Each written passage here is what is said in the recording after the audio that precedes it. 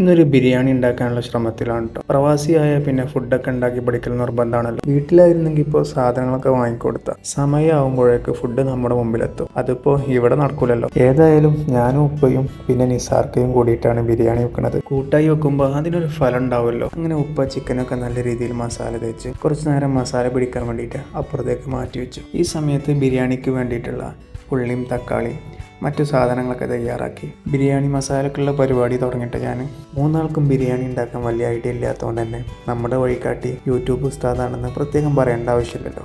യൂട്യൂബിൽ പറയുന്നത് പോലെ മസാലയൊക്കെ തയ്യാറാക്കി അതിലേക്ക് ഇറച്ചിയൊക്കെ ഇട്ട് നന്നായി ഇളക്കി കുറച്ച് നേരം വേവാൻ വേണ്ടി അടുപ്പത്ത് തന്നെ വെച്ചു. ഇതേ സമയം നിസാർക്ക് ബിരിയാണിക്ക് വേണ്ടിയിട്ടുള്ള അരി തയ്യാറാക്കുന്നുണ്ട് കേട്ടോ.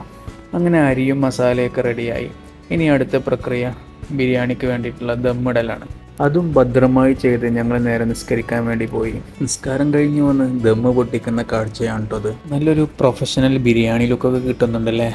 ഏതായാലും ഞങ്ങൾ ആദ്യമായിട്ട് ഉണ്ടാക്കിയ ബിരിയാണി എങ്ങനെ ഉണ്ടാവുമെന്നുള്ള ആകാംക്ഷയിലാണ് ഞങ്ങൾ. ഉപ്പ എല്ലാവർക്കും ബിരിയാണി വിളമ്പി ഞങ്ങൾ തിന്നാൻ തുടങ്ങി. അൽഹംദുലില്ലാ, അല്പം പോരായ്മകളൊക്കെ ഉണ്ടെങ്കിലും ആദ്യത്തെ പരിശ്രമം വിജയിച്ചതിൽ ഞങ്ങളൊക്കെ വളരെയധികം സന്തോഷത്തിലാണ്.